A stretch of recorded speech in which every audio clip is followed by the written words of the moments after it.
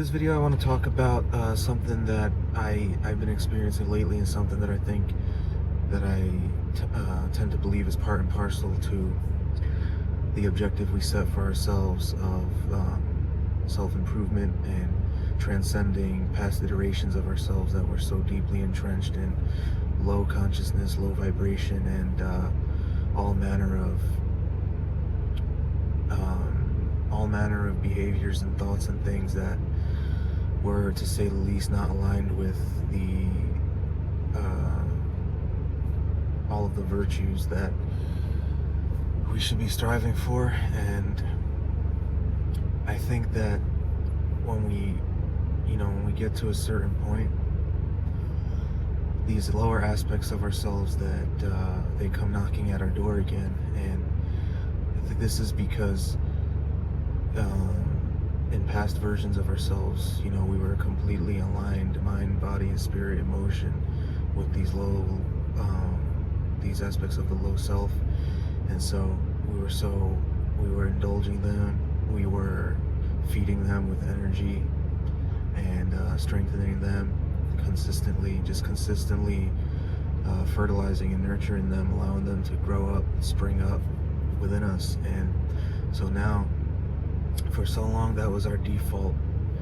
That's the vibration, that's the frequency that was our default. And now we've been doing work to transcend these things. They're not going to go without a fight. They're going to present themselves again to you, to see what you're really made of, to see if you really wanted to distance yourself from them, to see if you really do want to change, if you're a work in progress, or if you just don't want to change. And so I think our natural inclination when we feel these creeping back is to get extremely anxious and worried and fearful and mess up our vibration. And this is what these sort of things thrive on and what they desire. They desire us to have that effect.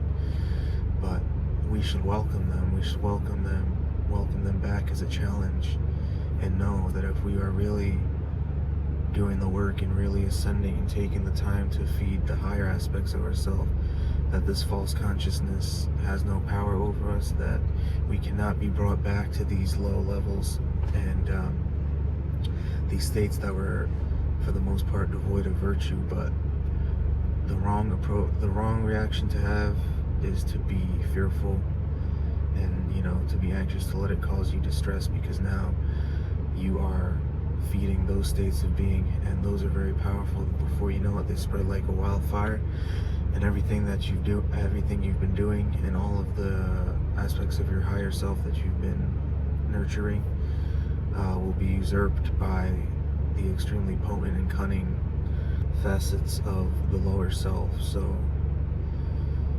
what I also been thinking about is, let's say that there's a certain habit that you've been trying to distance yourself from engaging in, that you've been trying to transcend because you know that it does you no good, you know that it lowers you, you know that it diminishes you.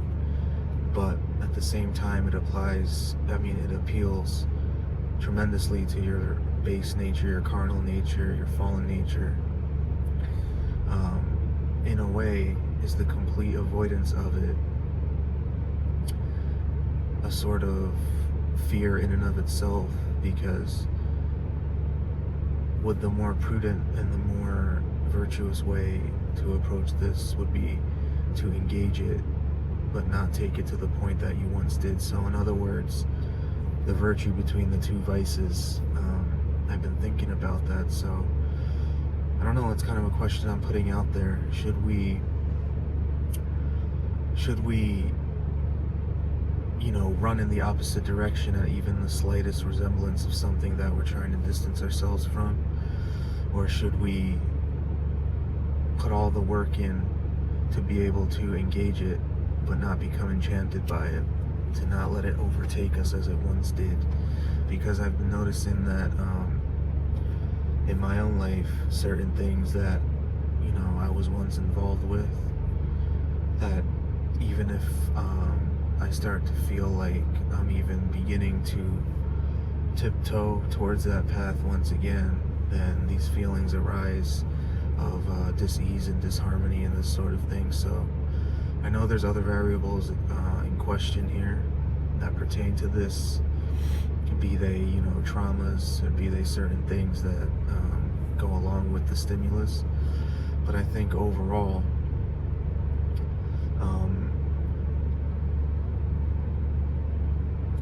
the truly ascended person would be neither disturbed nor enchanted by what is being presented. So in other words, the thing in and of itself has no power. They would be at such a high level of consciousness that,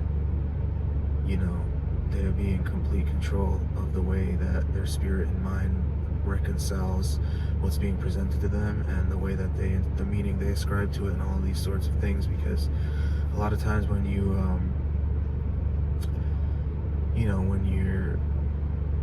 when something had such a powerful grip on you, and then you shun it away, it's not going to go without a fight. It's going to have a death grip on you. And then, when you finally get clear a little bit, and you find it knocking back at your door, and you thought you won this battle, the natural reaction is to have a very uncomfortable feeling about this. And then, again, this can spiral out of control and lead you to diminishing and subverting your own higher self and the virtues and things that are aligned with that, because you're entertaining and engaging with these emotions and things that are extremely powerful. And when negative connotations are ascribed to them, now you're incorporating vibrations into yourself that can very easily derail you. So it's just something I've been thinking about. But I think it's part and parcel to the whole self-improvement endeavor, and I don't think it's to be shunned. I think it's to be embraced as a blessing, embraced as a gauge to let you know where you're at, and something coming forth from the lower self, presenting itself to you for you to engage with. And it's up to us how we want to engage with it. And I think we should do our best to exist between, right in the middle, where the virtue lies between the two extremes of vice, and to know that